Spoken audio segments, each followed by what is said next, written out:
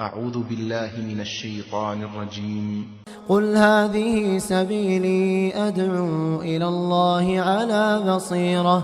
على بصيرة أنا ومن اتبعني وسبحان الله وما أنا من المشركين.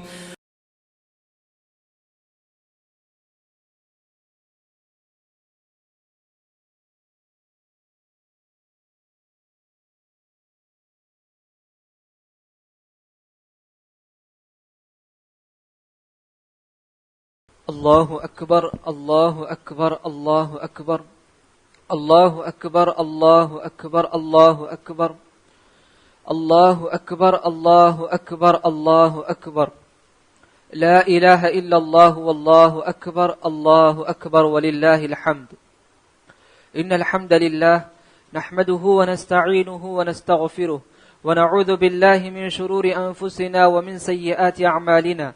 من يهده الله فلا مضل له ومن يضلل فلا هادي له وأشهد أن لا إله إلا الله وحده لا شريك له وأشهد أن محمدا عبده ورسوله.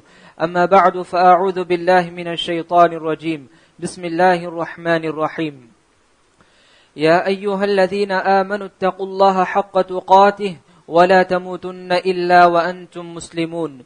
يا أيها الناس اتقوا ربكم الذي خلقكم من نفس واحدة وخلق منها زوجها وبث منهما رجالا كثيرا ونساء واتقوا الله الذي تساءلون به والأرحام إن الله كان عليكم رقيبا. يا أيها الذين آمنوا اتقوا الله وقولوا قولا سديدا يصلح لكم أعمالكم ويغفر لكم ذنوبكم ومن يطع الله ورسوله فقد فاز فوزا عظيما. أما بعد وقال عز من قائل لن ينال الله لحومها ولا دماؤها ولكن يناله التقوى منكم. بزرگان محترم، نوجوان عزیز ساتھیوں اور قابل قدر اسلامی ماؤں اور بہنوں، آج عید الاضحیٰ یعنی قربانی کا دن ہے. یہ وہ دن ہے جس میں سارے دنیا کے مسلمان نبی ابراہیم علیہ السلام کے طریقے کو اپناتے ہوئے، پیارے نبی صلی اللہ علیہ وسلم کے طریقے پر عمل کرتے ہوئے لاکھوں جانور اللہ کے نام قربان کرتے ہیں. عید الاضحیٰ دراصل یہ ابراہیم علیہ السلام کی اس قربانی کی یادگار ہے جس کو انہوں نے اپنے بیٹے اسماعیل علیہ السلام کو اللہ تعالیٰ کے حکم سے قربان کرنے کے لیے تیار ہو گئے. اللہ تعالیٰ نے آپ کے اس عمل کو نہ صرف پسند کیا بلکہ قیامت تک آنے والوں کے لیے ایک اسوہ اور نمونہ بنا دیا. یہی وجہ ہے کہ آپ کی ان بے شمار قربانیوں کی وجہ سے، بے شمار مصائب و مشکلات کی وجہ سے اللہ تعالیٰ نے قیامت تک آنے والے مسلمانوں کے لیے یہ پیغام دیا قد کانت لکم اسوۃ حسنۃ فی ابراہیم والذین معہ. اے مسلمانوں، تمہارے لیے بہترین نمونہ ہے، بہترین آئیڈیل ہے تمہارے لیے ابراہیم علیہ السلام اور ان کی ساتھیوں کی زندگی. تو اس طرح قربانی ہمیں ابراہیم علیہ السلام کی زندگی کو یاد دلاتی ہے. قربانی یہ پیارے نبی صلی اللہ علیہ وسلم کی سنتوں میں سے بھی ایک عظیم سنت رہی ہے. اللہ کے رسول صلی اللہ علیہ وسلم مدینے میں جب تک بقید حیات رہے ہر سال اللہ کے رسول صلی اللہ علیہ وسلم قربانی دیا کرتے تھے. یہاں تک کہ دوران سفر بھی اگر عید قرباں آ جاتا تو اللہ کے رسول صلی اللہ علیہ وسلم قربانی دیا کرتے تھے. ترمذی کی حدیث ہے، عبداللہ بن عباس رضی اللہ عنہ کہتے ہیں کننا مع النبی صلی اللہ علیہ وسلم فی سفر فحضر الاضحى. ہم اللہ کے رسول صلی اللہ علیہ وسلم کے ساتھ ایک سفر میں موجود تھے. عید قرباں آ گیا تو ہم گائے میں 7 لوگ اور اونٹ میں 10 لوگ شریک ہوا کرتے تھے. تو اس طرح سے قربانی یہ جس طرح سے خلیل اللہ ابراہیم علیہ السلام کی سنت رہی ہے ویسے ہی پیارے نبی صلی اللہ علیہ وسلم کی سنتوں میں سے بھی ایک عظیم سنت رہی ہے. حالات کی مناسبت سے نبی ابراہیم علیہ السلام کی زندگی میں ہمارے لیے بے شمار اسباق ہیں، بہت زیادہ نصیحت کے پہلو ہیں. بس چند ایک کی طرف رہنمائی کرنا مناسب سمجھتا ہوں. سب سے پہلی بات یہ ہے کہ جس پیغمبر کی سنت کو زندہ کرنے کے لیے ہم قربانی کرتے ہیں یہ وہ نبی ہیں جب انہیں حکم ملا کہ وہ اپنے بیٹے کو ذبح کرے انہوں نے بغیر کسی اعتراض کے، بغیر کسی سوال کے انہوں نے اللہ تعالیٰ کے حکم کو سر تسلیم خم کرتے ہوئے اپنے بیٹے سے وہ مشورہ طلب کرتے ہیں، یا بنی انی ارا فی المنام انی اذبحک فانظر ماذا تری، پیارے بیٹے میں تمہیں خواب میں دیکھ رہا ہوں کہ میں تمہیں ذبح کر رہا ہوں، تمہاری کیا رائے ہے؟ جس طرح باپ اطاعت گزار تھے، جس طرح باپ نے اللہ کے حکم کو آنکھ بند کر کے قبول کیا بغیر کسی اعتراض کے، بیٹے نے بھی وہی جواب دیا، یا ابت افعل ما تؤمر ستجدنی انشاء اللہ من الصابرین، اے ابو جان آپ کو جو حکم ملا ہے آپ اسے کر گزریے، انشاءاللہ آپ مجھے صبر کرنے والوں میں سے پاؤ گے۔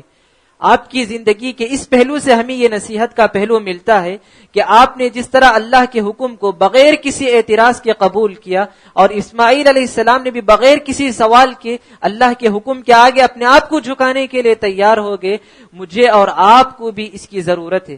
ہم دن میں کتنی مرتبہ قال اللہ اور قال رسول سنتے ہیں، اور سننے کے باوجود ہم کہاں تک عمل کرتے ہیں اس کا ہمیں جائزہ لے کر دیکھنا چاہیے۔ جیسے ہی عید الاضحیٰ آتا ہے تو بہت سارے مسلمان کئی ایک اعتراضات کرتے ہیں، یعنی قربانی کے نام پر کئی ایک اعتراض کرتے ہیں۔ قربانی کے پیسے کے بدلے میں ہم کسی غریب کی شادی کریں گے، قربانی کے پیسے کے بدلے میں کسی مریض کا علاج کریں گے، قربانی کے پیسے کے بدلے میں ہم کسی ضرورت مند کی ضرورت کو پوری کریں گے، جبکہ قرآن اور احادیث میں ہمیں کہیں یہ نہیں ملتا کہ ہم قربانی کے بدلے میں ہم اس طرح رفاہی کاموں میں اپنا پیسہ خرچ کریں۔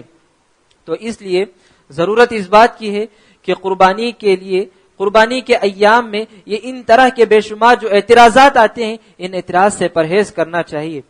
دوسرا سبق کا پہلو ہمیں ابراہیم علیہ السلام کی زندگی سے یہ ملتا ہے کہ قربانی صرف جانور کے گلے پہ چھری چلا دینا یہ قربانی نہیں ہے، زندگی کے ہر موڑ میں مجھ سے اور آپ سے قربانی مطلوب ہے۔ فجر کی نماز کے لیے ہم بیدار ہوتے ہیں تو ہمیں نیند کی قربانی کرنی پڑتی ہے۔ اللہ کے راستے میں کچھ دینے کا معاملہ آ جائے، چاہے وہ زکوٰۃ ہو یا صدقہ و خیرات کا معاملہ ہو، وہاں پر ہمیں مال کو قربان کرنے کی ضرورت پڑتی ہے۔ الغرض زندگی کے ہر موڑ میں مجھ سے اور آپ سے قربانی مطلوب ہے۔ صرف جانور کے گلے میں چھری چلا دینا یہ قربانی نہیں ہے، زندگی کے ہر موڑ میں ہم سے قربانی مطلوب ہے۔ اور اسی طرح نبی ابراہیم علیہ السلام کی زندگی سے ملنے والا ایک اور اہم سبق یہ ہے کہ زندگی میں مصائب و مشکلات ضرور آئیں گے، زندگی میں پریشانیاں ضرور آئیں گی۔ ہر آزمائش کے بعد ہم لوگ مایوس ہو جاتے ہیں، ہم مایوس ہو جاتے ہیں کوئی بھی پریشانی جب آتی ہے تو، لیکن آزمائش کے آنے کے بعد ہمیں یہ سوچنا چاہیے کہ آزمائش یہ اللہ تعالیٰ کی طرف سے ہے، کہ آزمائش جتنی ہماری زندگی میں آئے گی، پریشانیاں ہماری زندگی میں جتنی آئیں گی، اتنا زیادہ ہم اللہ تعالیٰ سے اور قریب ہوں گے۔ دیکھیں ابراہیم علیہ السلام کی پوری زندگی آپ کی آزمائشوں سے گزری آپ کی پوری زندگی۔ اللہ تعالیٰ نے ابراہیم علیہ السلام کو 2 بیویوں سے نوازا تھا، باوجود اس کے کہ 80 سال کے بعد بھی آپ کو اولاد سے اللہ تعالیٰ نے نہیں نوازا، یہ بھی ایک بہت بڑی آزمائش تھی۔ اور بڑھاپے کی عمر کو جب پہنچتے ہیں تو اللہ تعالیٰ اسماعیل علیہ السلام کی شکل میں ایک بیٹے کو اللہ تعالیٰ انہیں نوازتا ہے۔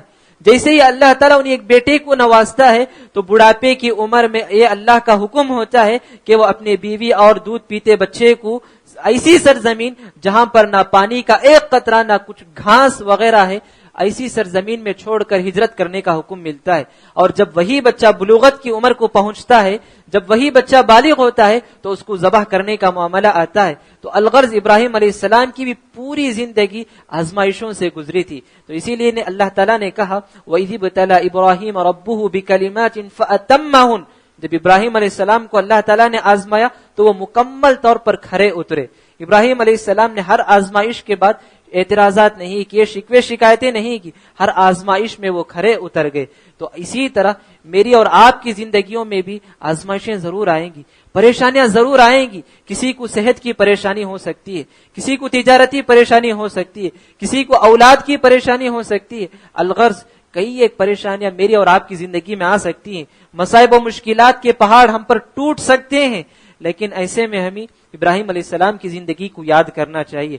ابراہیم علیہ السلام کی زندگی کی حقیقت کو ہم اگر جان لیں گے تو یہ جو بھی آزمائشیں ہیں، یہ جو بھی مصائب و مشکلات ہیں، یہ سب اس کے سامنے بہت ہی کم ہیں۔ تو لہٰذا ہمیں ابراہیم علیہ السلام کی زندگی سے ملنے والے جو بھی اسباق ہیں، چاہے وہ کئی ناحیے سے ہیں، ان سارے اسباق کو ہم اپنی زندگی میں اپنانے کی کوشش کریں۔ دین اسلام جہاں پر قدم قدم پر ہماری رہنمائی کرتا ہے، زندگی کے اصول و آداب کو بتلاتا ہے، وہیں پر قربانی کے بھی کچھ احکام ہیں، کچھ آداب ہیں جن کا ہمیں لحاظ رکھنا چاہیے۔ سب سے پہلا اور آخری مقصد ہمارا یہ ہو کہ ہم اپنی نیتوں کا جائزہ لیں۔ قربانی کرنے سے پہلے ہم اپنی نیتوں کا جائزہ لیں کہ میں جس جانور کو قربان کر رہا ہوں، کیا اس کا مقصد میں اللہ کو خوش کرنے کے لیے قربان کر رہا ہوں کہ لوگوں میں نام کمانے کے لیے میں اس قربانی کو قربان کر رہا ہوں؟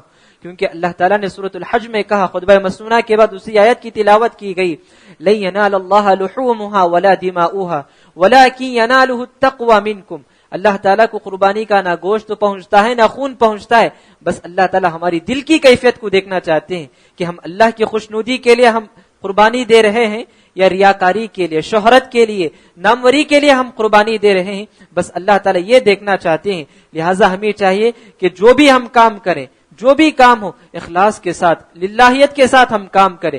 کوئی بھی عمل اخلاص اور للہیت کے بغیر ہو تو اس کام کی کوئی حقیقت نہیں ہے، اس کی کوئی قیمت نہیں ہے جس میں اخلاص نہ ہو۔ تو لہٰذا سب سے پہلا ہمارا مقصد یہی ہو کہ میری قربانی کا مقصد صرف اللہ تعالیٰ کو خوش کرنا ہے۔ اسی لیے اللہ تعالیٰ نے پیارے نبی کی زبانی کہا، قل ان صلاتي ونسكي ومحياي ومماتي لله رب العالمین، کہ میری نماز، میری قربانی، میرا جینا، میرا مرنا سب کچھ اللہ تعالیٰ کے لیے۔ تو مطلب یہ ہے کہ جو قربانی ہم دے رہے ہیں اس کا مقصد اللہ کو خوش کرنا ہو۔ اور اسی طرح سے جانور کو جب قربان کریں تو اللہ تعالیٰ کا نام لے کر قربان کریں، بسم اللہ اللہ اکبر۔ پیارے نبی صلی اللہ علیہ وسلم نے یہ دعا ہمیں سکھلائی ہے، کیونکہ جس جانور پر اللہ کا نام لیا گیا ہو، نہ لیا گیا ہو، تو اس جانور کا گوشت کھانا حرام ہے۔ خود اللہ نے قرآن میں کہا سورۃ الانعام میں، وَإِنَّهُ لَفِسْقٌ، وہ ایک گندگی ہے، یعنی اللہ کا نام لیے بغیر جس جانور کا گوشت ہم کھائیں گے وہ ایک گندگی ہے، حرام ہے۔ تو اس لیے جانور کو ذبح کرتے ہوئے اللہ کا نام لے کر ذبح کرے۔ اور اسی طرح سے ایک ادب یہ بھی ہے کہ جانور کو ذبح کرتے ہوئے چھری کو اچھی طرح سے تیز کر لیا کرے۔ اسلام جہاں پر انسانوں کی انسانیت کا لحاظ رکھتا ہے، وہیں پر جانوروں کا بھی اسلام لحاظ رکھتا ہے۔ اللہ کے رسول صلی اللہ علیہ وسلم نے فرمایا، وَإِذَا ذَبَحْتُمْ فَأَحْسِنُوا الذِّبْحَ، جب تم ذبح کرو تو اچھی طرح سے ذبح کرو، چھری کو اچھی طرح سے تیز کر لیا کرو، وَلْيُرِحْ ذَبِيحَتَهُ، ذبیحہ کو آرام پہنچاؤ، جانور کو آرام پہنچاؤ۔ اگر ہم تند چاقو سے، تند تلوار سے اگر ہم ذبح کریں گے تو جانور کو یہ تکلیف کا باعث بن سکتی ہے۔ اور اسی طرح قربانی کے آداب میں سے ایک ادب یہ بھی ہے کہ ایک جانور کے سامنے دوسرے جانور کو ذبح نہ کرے۔ قصاب کو جلدی ہوتی ہے تو وہ فوراً دوسرے جانور کو لے آتے ہیں، ایسا کرنے سے ہم پرہیز کریں۔ ایک جانور کے سامنے دوسرے جانور کو ذبح کرنے سے بھی پرہیز کریں۔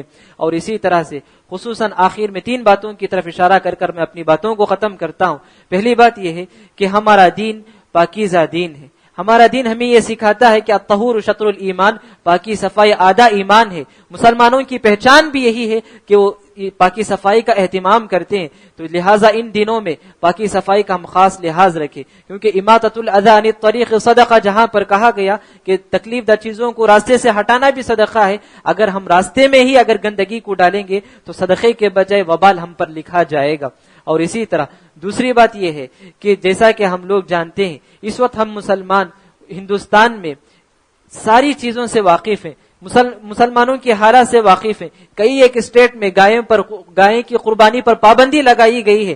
ایسے وقت میں اگر ہم قربانی کرتے وقت اس کے اگر ویڈیو لے کر سوشل میڈیا میں اگر ڈالیں گے، واٹس ایپ میں اگر شیئر کریں گے، اسٹیٹس رکھیں گے، تو اس کی وجہ سے نہ جانے کسی اور کو بھی تکلیف ہو سکتی ہے، تو مسلمانوں کا نام اور خراب ہو سکتا ہے۔ اس وقت ملک کی جو حالت ہے، اس حالات کو ہم سامنے رکھتے ہوئے ان تمام چیزوں کا لحاظ رکھیں، اور خصوصاً جو گھر کے سرپرست ہیں، جو بڑے لوگ ہیں، انہیں چاہیے کہ وہ اپنے بچوں کو یہ نصیحت کرے کہ وہ ویڈیو ہرگز نہ لیا کریں۔ اگر ہم ویڈیو لیں گے تو دوسروں تک یہ چیز پہنچے گی، پھر یہ مسلمانوں کے لیے ہی نقصان کا باعث بن سکتا ہے۔ اور آخر میں ایک بات کہہ کر ختم کرتا ہوں کہ جیسا کہ ہم لوگ جانتے ہیں CAA اور NRC کے دوران میں مسلمانوں کو قیدی بنایا گیا۔